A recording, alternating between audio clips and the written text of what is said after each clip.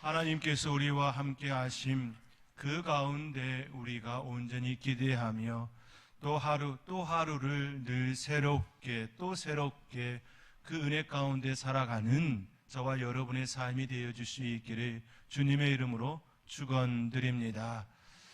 오늘은 교회력으로 예수님께서 이 땅에 오셔서 세례를 받으신 그 날을 기념하는 주일입니다. 예수님께서는 이 땅에 오셔서 공생애를 첫 시작하실 때에 세례를 받으심으로 시작하셨습니다. 이 사건은 예수님께서 이 땅에 오신 그 이유를 원천하에 드러내는 하나의 매우 중요한 사건입니다. 예수님께서 이 땅에 온 인류의 죄를 친히 담당하시는 어린 양이심을 세례를 받으심으로 공포한 시간이었습니다. 그 은혜가, 그 시간이, 그 사건이 바로 저와 여러분을 살리는 그 시작이 되게 하셨습니다. 그 은혜를 생각하며 올 한 해도 하나님께서 우리에게 베풀어 주실 그 일들을 기대하며 늘 충만함 가운데에, 그 역사함 가운데에, 부드심 가운데에 승리하는 저와 여러분이 될 수 있기를 주님의 이름으로 축원드립니다. 해녀마다 중고등부 청년부에서 도움의 손길을 주었던 경동원에서 새 인사카드를 보내왔습니다. 한 면에는 오태식 시인의 인연을, 또 다른 한 면에는 인사의 글을 담았습니다. 잠시 여러분에게 소개해드립니다. 인연 오태식. 풀네음으로 풋풋하게, 꽃의 언어로 향기롭게, 살포시 흔들리며 기쁨 오는 그 길, 웃음 오는 그 길 상큼하게 맑다. 하나의 빛으로 어긋나지 않아 환하게 마음 밝히는 따뜻한 사이, 내 마음의 노래가 되고 내 가슴의 시가 되어 이 세상의 갈증을 포만으로 채워 시작과 끝이 없는 동행, 너 아름다운 사람아. 시작과 끝이 없는 동행, 너 아름다운 사람이 바로 저와 여러분이라고 경동원 식구들이 이 시를 통하여 우리에게 이처럼 함께하여 주심에 감사하다고, 또 함께 해달라고 이렇게 인사의 글입니다. 그 한면에 또 이렇게 우리에게 인사합니다. 선돌교회 성도 여러분께 2022년 한 해에도 경동 동산의 어린 유아들이 환하게 마음 밝히는 따뜻한 사이로 아이들 마음의 노래가 되고 아이들 마음의 시가 되어 오태수 시인의 그 시의 식구를 빌려서 우리에게 이처럼 소개하고 또 이야기합니다. 아이들 마음의 노래가 되고 아이들 마음의 시가 되어 아이들이 더욱 밝고 건강하게 성장할 수 있도록 동행하여 주시는 아름다운 여러분께 두 손 모아 깊이 감사드리오며 2023 새해에도 기쁨과 행복이 가득하시길 기원합니다. 감사합니다. 2022년 12월 경동원 가족 드림. 동행하여 주심에 감사하다는 경동원 식구들의 신년 인사였습니다. 저는 이 카드를 보면서 잠시 생각이 깊이 적게 되었습니다. 그러면서 지금의 한국교회의 현실이 가슴 깊이 또 다가왔습니다. 한편에 이처럼 아이들을 향한 따뜻한 손길과 또 한편의 안타까움이 지금 우리의 현실임을 생각할 때에 더욱 가슴 깊이 다가오는 그런 시간이었습니다. 많은 학자들과 목회자들은 지금 한국교회는 쇠퇴기에 들어섰다라고 이구동성으로 이야기합니다. 신학대학 교회사 어느 교수의 길을 잠시 빌려 소개하면 이렇습니다. 교회 쇠퇴는 이제 누구도 거스를 수 없는 흐름이 되었습니다. 물론 몇몇 극소수 교회는 예외일 수 있겠지만 대부분의 교회는 쇠퇴의 늪에서 벗어날 수 없을 것입니다. 예부의 도움 없이 늪에서 살아남을 수 있는 방법은 존재하지 않습니다. 발버둥 칠수록 늪에 더 깊이 빠질 뿐입니다. 늪에서는 차라리 아무것도 하지 않고 가만히 있는 것이 생존 기간을 늘리는 방법입니다. 신학대학 교회사 교수가 이처럼 이야기하고 있습니다. 이 글을 읽으면서 참 가슴이 아파옵니다. 쇠퇴할 수밖에 없고 차라리 아무것도 하지 않고 가만히 있는 것이 오히려 생존 기간을 늘리는 방법이라 이야기하는 그 교수의 이 글이 너무나도 가슴 아프게 다가옵니다. 그는 계속해서 이처럼 또 이야기합니다. 요즘에도 부흥을 위해서 교회들이 자꾸 무엇인가를 시도하려고 하는데 차라리 당분간 가만히 있는 것이 낫습니다. 쇠퇴의 시기일수록 현실을 정확하게 직시할 필요가 있습니다. 모두가 알고 있듯이 우리나라의 출산율은 세계 최저입니다. 그렇지요? 세계 최저의 출산율이 지금 우리의 한국 사회의 한 단면입니다. 그것도 압도적으로 세계 1위를 기록하고 있습니다. 극적인 반전이 없는 한 대부분의 주일학교는 자연스럽게 점점 사라질 것입니다. 이미 이런 모습이 우리 사회 가운데에 일어났습니다. 그 대표적인 모습이 농어촌 지역이지요. 이미 농어촌 지역은 어린아이들이 점점 없어지고 노인들만 있는 그런 시대가 우리 사회 가운데 이미 나타났습니다. 그런데 그 모습이 도심 가운데도 교회 가운데도 일어날 것이다, 일어나고 있다, 그렇게 교회사 교수는 이처럼 이야기하고 있는 것입니다. 이것은 기도로 해결할 수 있는 문제가 아닙니다. 신자들이 결혼하지 않고 자녀를 낳지 않고 양육하지 않는다면 주일학교를 유지할 수 있는 방법은 존재하지 않습니다.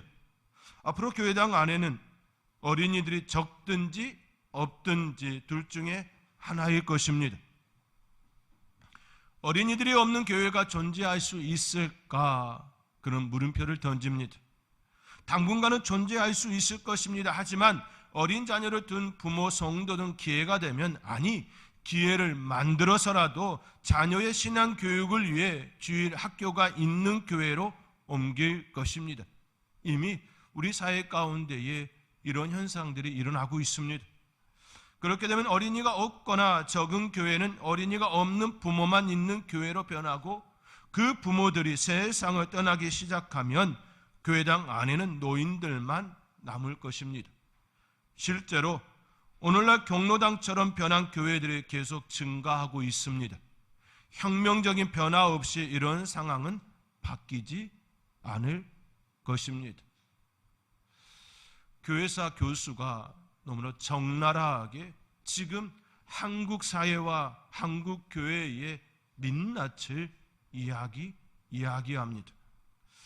사랑하는 성도 여러분, 이것이 지금 한국 교회의 현실입니다. 결혼과 출산율이 현저히 줄어들었습니다. 이로 인한 교회 학교가 사라지고 있습니다. 우리는 현실을 직면해야 합니다. 현실을 직시해야 합니다. 그리고 바르게 반응해야 합니다. 신년벽두에 이러한 말씀을 드리는 것은 우리들 역시 이 역사의 흐름을 피해갈 수 없기 때문입니다.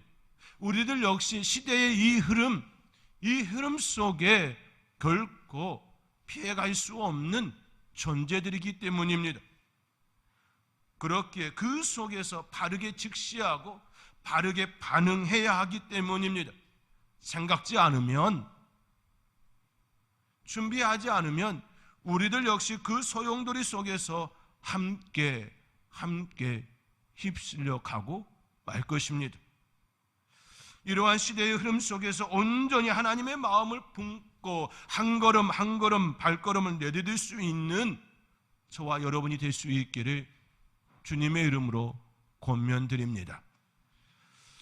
오늘은 그러한 의미를 담아 믿음의 길을 걸었던 믿음의 선배들, 그들의 신앙을 되새겨보며 우리의 삶의 자리에 대하여서도 함께 생각해 보기를 원합니다.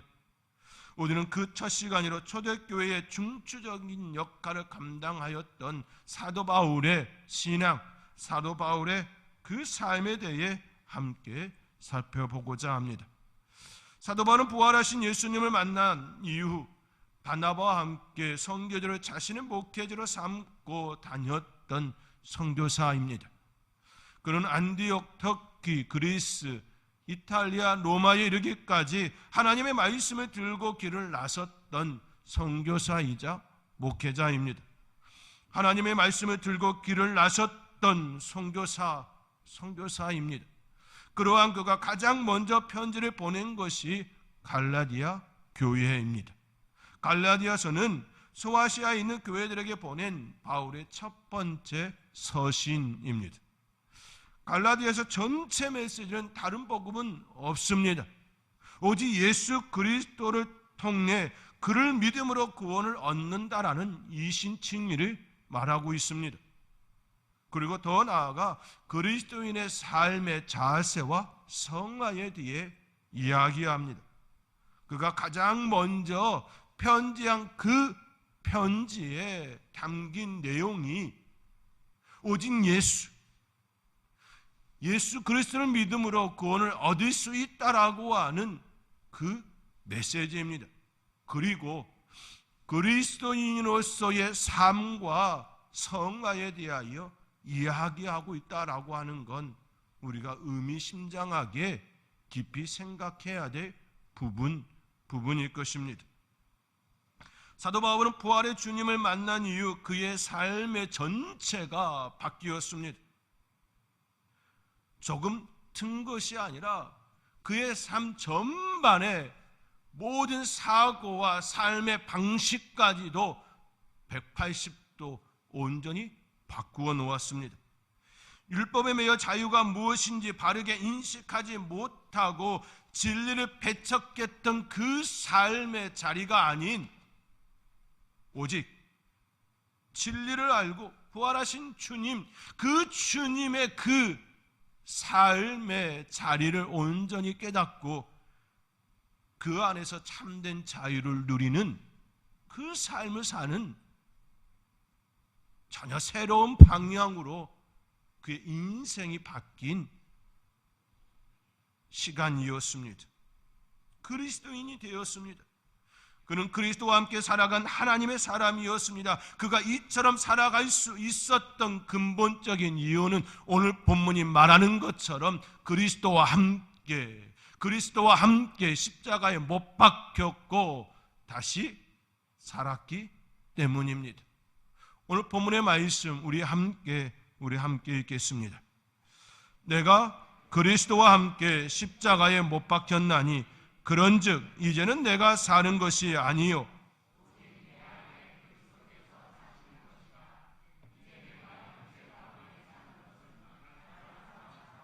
나를 위하여 자기 자신을 버리신 하나님의 아들을 믿는 믿음 안에서 사는 것이라. 아멘. 사도 바울은 내가 그리스도와 함께 십자가에 못 박혔다라고 고백합니다. 그리스도와 함께 십자가에 못 박혔다, 이 의미는 자신의 자아가 죽었음을 의미합니다. 지금까지 자신의 여겼던 수많은 자아들, 페르소나, 욕망, 욕구, 야망, 그 모든 것들이 예수님과 함께 십자가에 죽었음을 의미합니다. 자신이 옳다고 여겼던 것들까지도 예수님과 함께 십자가에 못 박혔음을 의미합니다. 이렇게 고백하는 건 결코 쉽은 일이 아닙니다. 지금까지 살아왔던 자신의 그 전체를 부정하는 일이기 때문입니다. 사람마다 자기 자신에 대한 애정이 있습니다. 자기 자신에 대해 부정적인 마음이 강한 사람이라 할지라도 자기에 대한 애정이 있습니다. 자기를 무시하거나 멸시하거나 부정하는 그 소리를 들으면 안에서 분노가 일어나고 기분이 언짢아지는 건 자기에 대한 사랑이, 애정이 있기 때문이지요. 아무리 나 자신을 못난이라 할지라도, 참 못났다라고 여긴다 할지라도, 자기 속에선 그렇게 반응할지라도 다른 이가 나에 대하여 그렇게 반응하면 분노와 또 언짢은 마음이 일어나는 건 그 안에 자기에 대한 애정이 있기 때문인 것이지요. 그렇기에 자기 자신을 부정한다라고 하는 건, 지금까지 살아왔던 그 삶 전체를 부정한다라고 하는 건 결코 쉬운 일이 아닙니다. 그런데 사도 바울은 스스로 자기의 인생을 부정하였습니다. 지금까지 걸어왔던 모든 것들을 뒤집어 놓았습니다. 한마디로 자기의 인생을 리셋한 것입니다. 아주 새롭게 세팅한 그의 모습입니다. 그가 이처럼 할 수 있었던 이유는 십자가의 의미, 그 십자가의 의미가 그 안에 온전히 들어왔기 때문입니다. 고린도 교회에 보낸 편지에서도 그는 이처럼 고백합니다. 십자가의 도가 멸망하는 자들에게는 미련한 것이요 구원을 받은 우리에게는 하나님의 능력이라.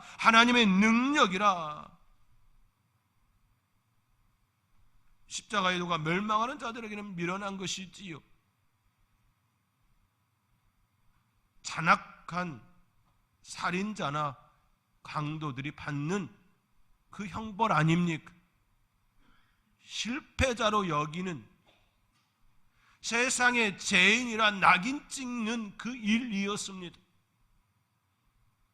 그러나 그 의미를 온전히 알고 그 안에 그 의미가 들어왔을 때에 죄인이라 낙인 찍는 그 사건이 아니라 하나님의 능력이라고 고백하게 되는 것이지요. 이어지는 편지에서도 사도 바울은 그들을 향하여 내가 너희 중에서 예수 그리스도와 그가 십자가에 못 박히신 것 외에는 아무것도 알지 아니하기로 작정하였노라고 이야기합니다. 예수 그리스도, 그가 십자가에 못 박히신 것 외에는 아무것도 알지 아니하기로 작정하였다 이야기합니다. 지금까지 그의 삶의 전반에 이루었던 모든 것들을 다 배선물로 여기고 오직 예수 그리스도 십자가만을 이야기하는, 십자가에 죽었노라고 고백하고 있는 것이지요. 오늘 본문의 말씀이 기록된 갈라디아서 6장 14절에서도 그러나 내게는 우리 주 예수 그리스도의 십자가 외에 결코 자랑할 것이 없으니 그리스도로 말미암아 세상이 나를 대하여 십자가에 못 박히고 내가 또한 세상에 대하여 그러하니라. 그리스도로 말미암아 십자가에 못 박히고 세상이 나를 대하여 십자가에 못 박았다, 그렇게 고백합니다. 사도 바울은 십자가의 의미를 알았습니다. 그리고 예수님과 함께 자신 또한 십자가에 못 박혔다라고 증언합니다. 이것이 바로 사도 바울이 고백하는 거듭남입니다. 거듭남이란 다시 태어남을 가리키지요. 그런데 그 거듭남이란 내가 원하는 바대로 되는 것이 아닌 하나님께서 원하시는 그대로 되는 것을 가리키는 것입니다. 사도 바울의 거듭남, 그 고백은 내가 원하는 그것이 아닌 우리 하나님께서 원하시는 그것 그대로 되어짐이라고 고백하고 있는 것입니다. 거듭난 인생이라 말하면서 하나님 나라를 핑계 삼아 자신의 욕구와 욕망을 채우려 하는 이들도 있습니다. 그들은 거듭남이라 말하지만 그것은 죄의 거듭남입니다. 욕망의 거듭남입니다. 욕구의 거듭남입니다. 십자가를 통한 거듭남은 나는 사라지고 오직 내 안에 예수님만이 자리하는 거듭남입니다. 내가 아닌 예수님이 내 안에 자정하시는 임재하시는 거듭남입니다.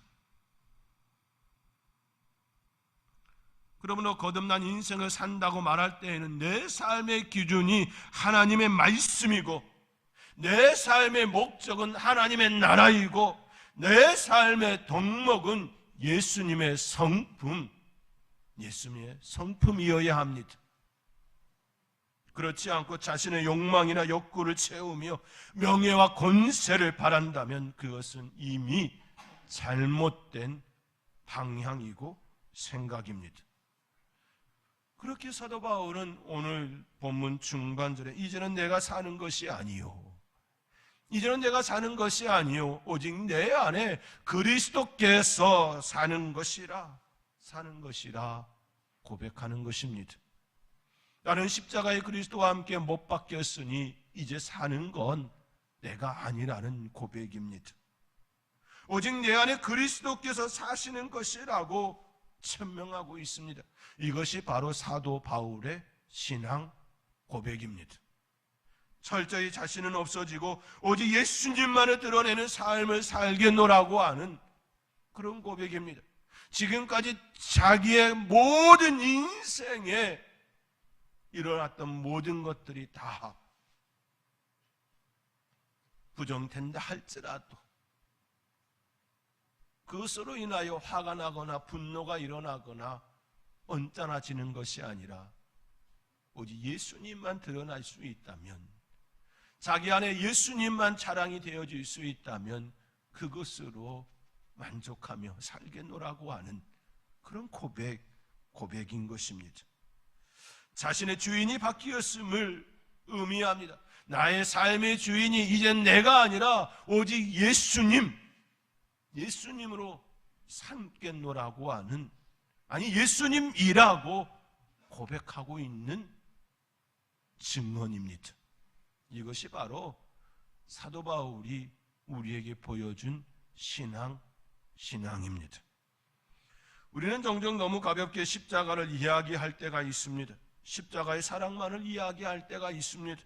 그 사랑으로 우리가 구원받았다는 하나님의 은총만을 말할 때가 있습니다. 그러나 사도 바울에게 보여준 그 신앙은 사랑보다, 은총보다 함께 죽어야 하는 자아를 먼저 고백하고 있습니다.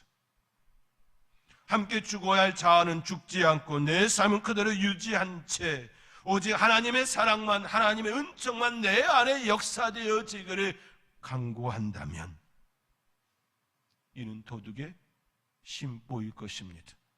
도둑은 남의 것을 나의 것으로 만드는 심보입니다. 그러므로 십자가의 의미를 온전히 담을 수가 없습니다.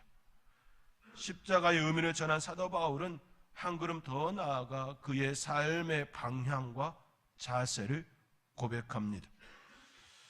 오늘 본문 하반절의 말씀입니다.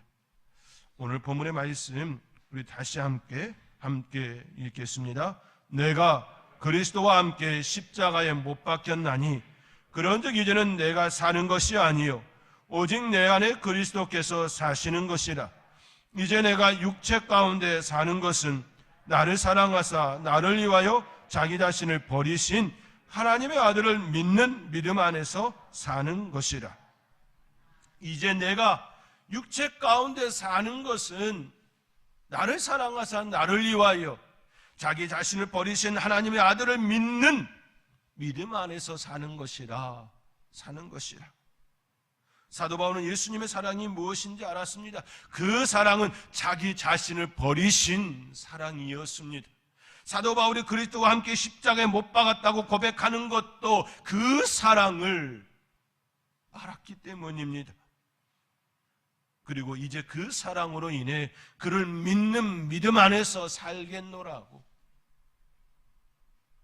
그렇게 그는 삶을 살아내었습니다. 사람마다 그 어떤 것을 선택할 때에는 그만한 이유가 있습니다. 어린아이가 장난감 하나를 선택할 때에도 그만한 이유가 있지요. 그 이유가 단순한 경우도 있고 그렇지 않은 경우도 있습니다. 배우자를 선택함에도 마찬가지이지요. 분명한 이유가 있습니다.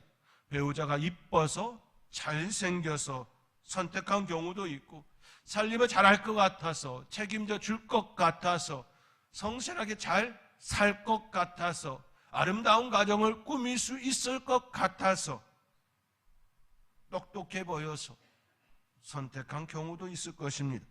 하나의 이유가 될 수도 있고, 다양한 이유가, 여러 이유가 복합적으로 이루어질 수도 있을 것입니다. 어떤 것을 선택한다는 것은 그만한 이유가 있습니다.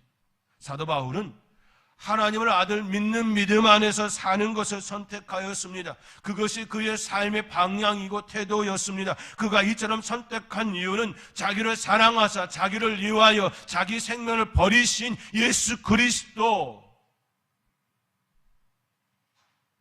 그 믿음 때문이었습니다. 자기의 모든 것을 내어준 예수님의 사랑을 온전히 보았기 때문입니다. 믿음은 그냥 주어지지 않습니다. 예수님은 그만한 대가를 치르셨습니다. 자신의 모든 것들을 내어 우리에게 보여주셨습니다. 자신의 생명으로 치르셨습니다. 그것이 바로 우리 예수님께서 우리에게 보여주신 믿음의 담보입니다. 사랑하는 성도 여러분, 예수님께서 저와 여러분을 위하여 자신의 생명을 담보로 우리에게 보여주셨습니다. 그 담보면 되지 않겠습니까? 그 담보면 충분하지 않겠습니까? 그 사랑의 담보면 우리의 삶의 자리에 내 인생이 통째로 부정된다 할지라도 그것이면 충분하지 않겠습니까? 2023년 그 사랑의 담보, 그 믿음의 담보로 저와 여러분의 삶의 자리가 풍성하여지기를 주님의 이름으로 축원드립니다. 우리는 결코 시대의 큰 흐름을 이겨낼 수는 없습니다. 그러나 우리에게 향하신 하나님의 사랑으로 하루하루를 애쓰며 살아낼 수는 있습니다. 역사에 큰 족적을 남기지 못한다 할지라도 자신의 생명을 담보로 하신 예수님의 그 사랑을 의지하며 살고자 애쓸 수는 있습니다. 작은 몸짓, 작은 행동 하나에 그리스도의 사랑으로 믿음으로 살아가려 애쓸 수는 있습니다. 그 믿음으로 올 한 해 애쓰며 살아가리라. 나의 힘